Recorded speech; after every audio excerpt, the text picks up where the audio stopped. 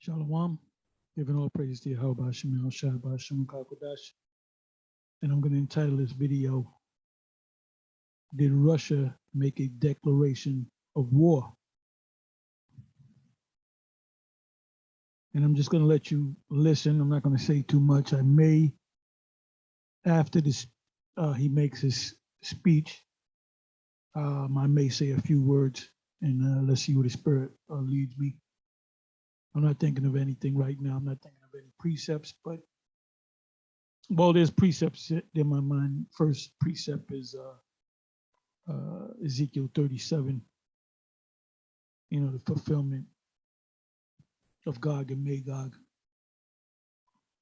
Anyway, let's see what happens. I'm gonna let you listen, and then hopefully you hear it. I got it up pretty loud.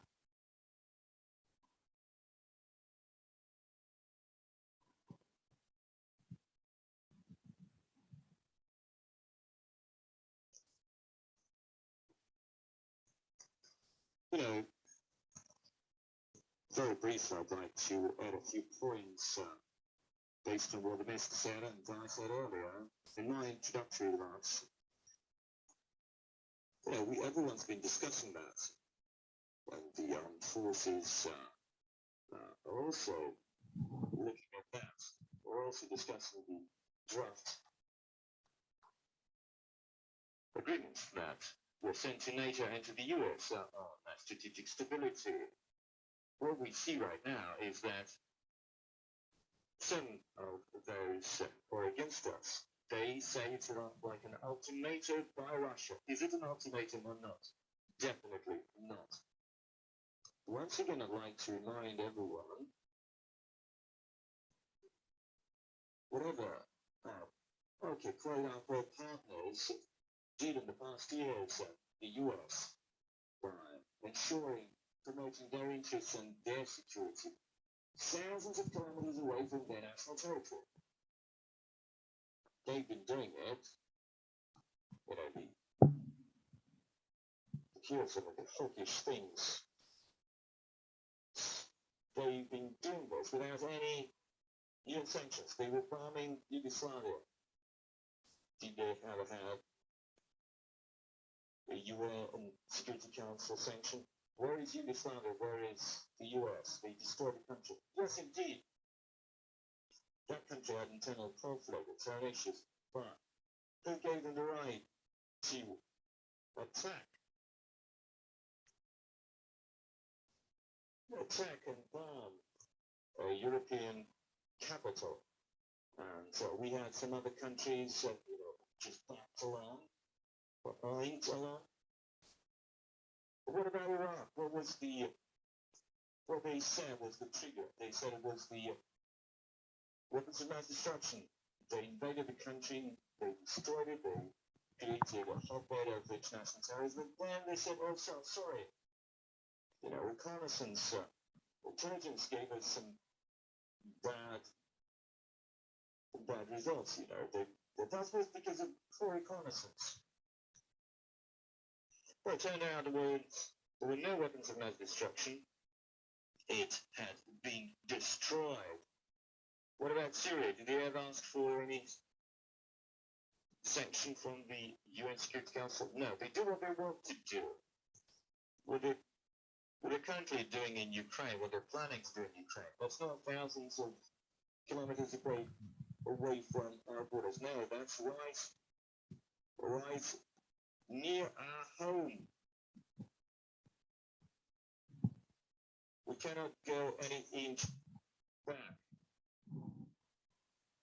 The US doesn't have hypersonic weapons, but they will get it. We can see that. We see everything. We can see those tests, whether they're successful or not.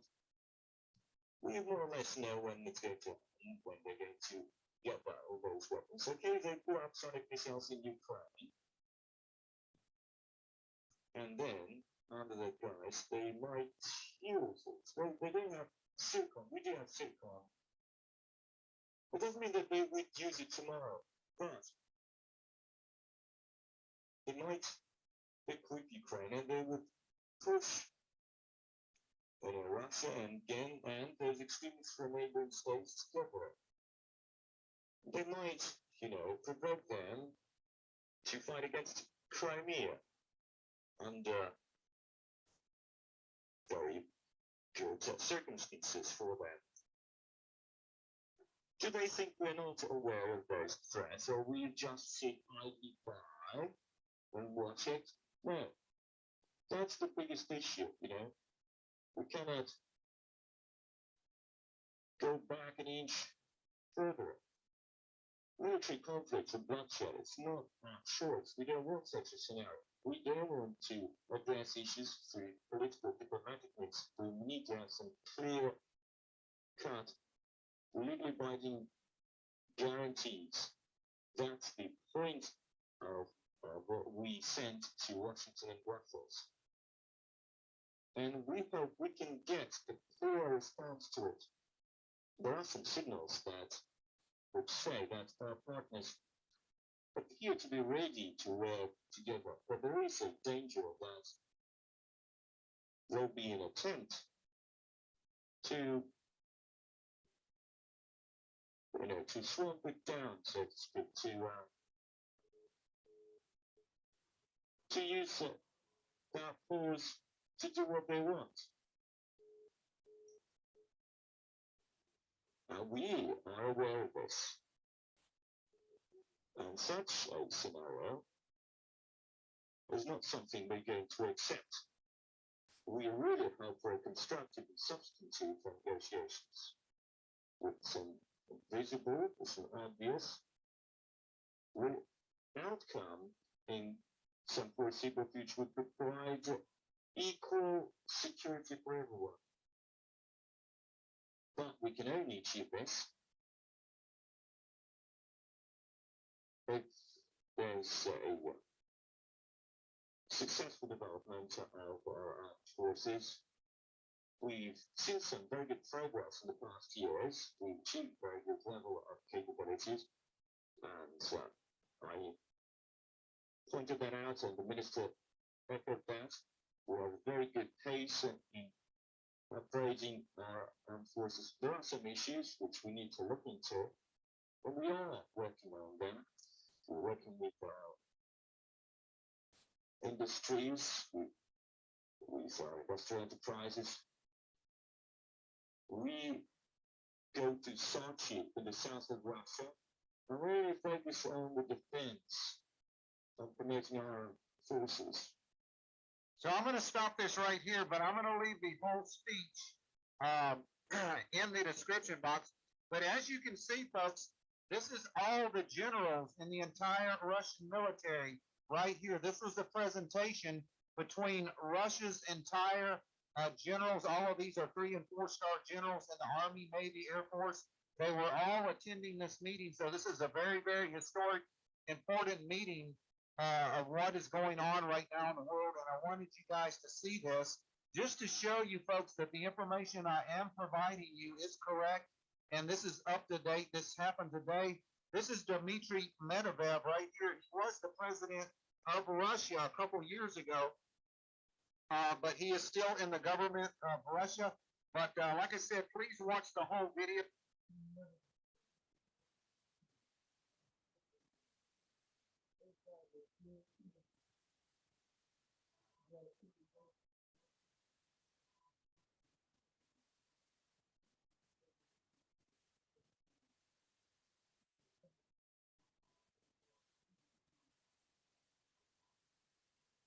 It's about an hour long. It is translated into English, and it does have subtitles, so you can find out what they're actually saying. So I just wanted to bring you the latest information. This is all we have today. If there's any more breaking news, we'll be sure to get it to you. So please share our videos out, folks. Unless they can work out a diplomatic situation, I do think that we're going to go to war.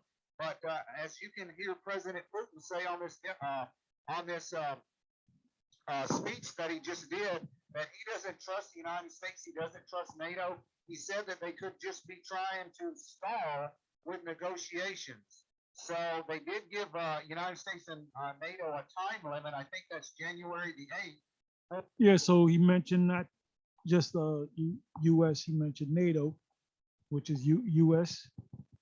is a part of the NATO forces, which includes Canada and those major European nations, in Europe, which the EU is connected to that. I always go into that. But anyway, let me leave you with a couple of scriptures came to mind. Isaiah 13. Ultimately, it says they're not going to regard silver or gold. And also, I mentioned Ezekiel 37, of course, but I'm not going to read those precepts. Yeah, World War III, the War of Armageddon, is definitely coming. But before that happens, as you know or should know, that there's going to be a global mass charagma. So let me just leave you with this one precept. And there's, like I said, there's many precepts that come to mind. When you see a speech like this. Let's go to Revelation 20.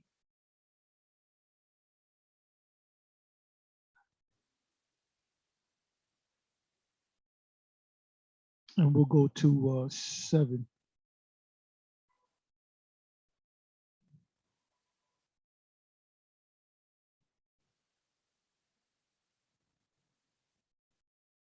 Revelation 20, verse 7. And 1,000 years were expired, Satan shall be loose out of his prison. Now that's talking about, Christopher Columbus coming over here. That's the opening to that. And prior to him coming over here, you had Esau come back into power and take Jake down. As far as the Moors are concerned, they took down the Moors, which were Israelites. And they were ruling too for about 1,000 years, along with the so-called Byzantine Empire, led by the first emperor slash church father, I'll say, is Constantine the Great, or Constantine the First. And you had a number of leaders, that came behind him or after him. A lot of them were sons. They were closely related. And during the time period of the late 1300s into the mid 1400s, 1453 was a key year. And I'm gonna look that up. 1453. Do a little research on that. And for the next 40 some odd years, 50 years, that's when they took down, Jake for the most part. You still had Jake in power in certain areas. King James was sitting on the throne during the time period of 1600. So Esau just couldn't take Jake down in one day or in 1 year. And then you had, Cristobal Colon. He received, monies from not just Queen Isabella and King Ferdinand, but there was another guy. I did a video on it. I think Apostle Orion Mob had did videos on it that really financed him. I believe he was a so-called Jew. You had these powerful families, these what you call dynasties. The Borgias were living during that time, which came back as the Rothschilds or the Bowers, and you had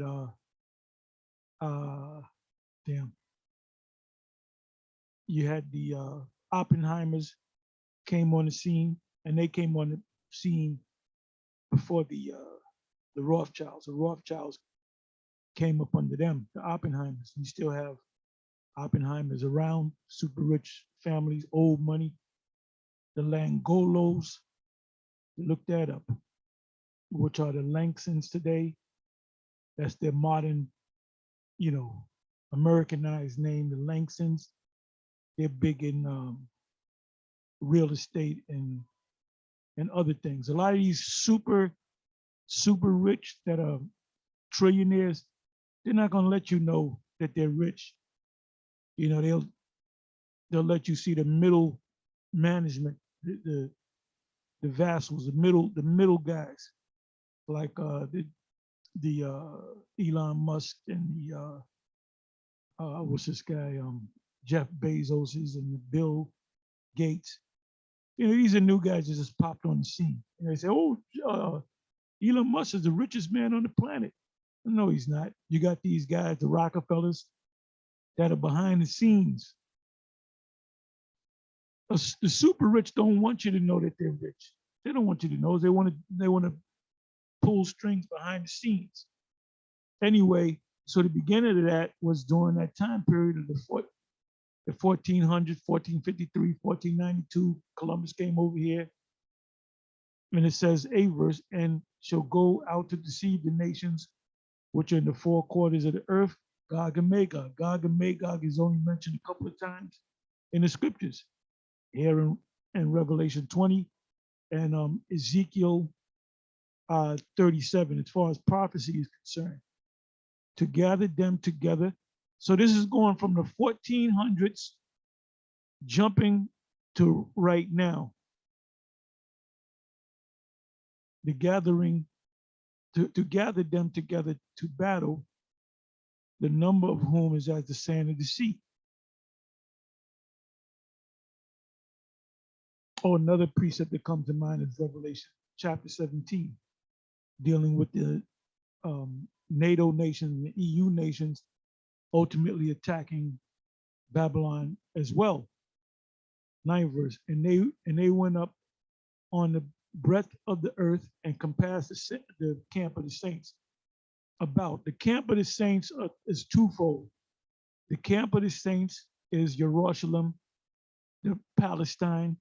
The camp of the saints is also the Israelites, starting with the elect. Now these people say, "Oh, well, I ain't with camps." Wait a minute, the scriptures say camp. Revelation 20 and 9. It said, "And compass the camp of the saints about, and the beloved city." And we are the beloved city. The beloved city, Jerusalem, is a people before it's a place. And fire came down from the Most High out of heaven and devoured them. So from the 8th verse to the 9th verse, we're talking what? More than 500 years. 1453. We're talking more than 500 years. That's covered in these two scriptures right here. These two verses. And the beloved city and fire came down from the Most High out of heaven and devoured them. And the devil that deceiveth them was cast into the lake of fire and brimstone, where the beast and the false prophet are. The false prophet represent the Vatican City and the RCC and all the daughter churches. But it's not the beast. It's only it's only a part of the beast. This is not Babylon. You know, the false prophets is not talking about Babylon. Babylon is an actual place, which is right here. And the beast, we know who the beast is, and shall be tormented day and night forever and ever for a long time. So anyway, with that, I'm gonna say shalom. If you have precepts, like I said, there's a lot of precepts. If I think of Isaiah 34, which speaks about Babylon being a great altar. So the priests, they speak on the altar, And then there's a sacrifice that comes on the altar as well. There's certain religious rites that go on the altar, and then you have the sacrifice by fire. You got the word conflagration. So when we finish our testimony, we're going to be beamed up out of here, and then the fire is going to come down. And that's the great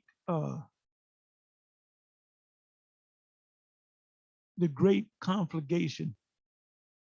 And so if I ever say the great conflagration, I'm talking about the great fire that will utterly destroy the whole land, pursuant to Isaiah chapter 13. Oh, another precept comes to mind, Zechariah 14 and 12.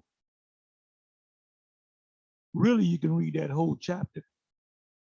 Anyway, with that, I'm gonna say Shalom. Oh, Jeremiah 50, Jeremiah 51, Daniel 7, Daniel 2. There's so many precepts. Joel 2. There's so many precepts that come to mind. Anyway, with that, I'm gonna say Shalom.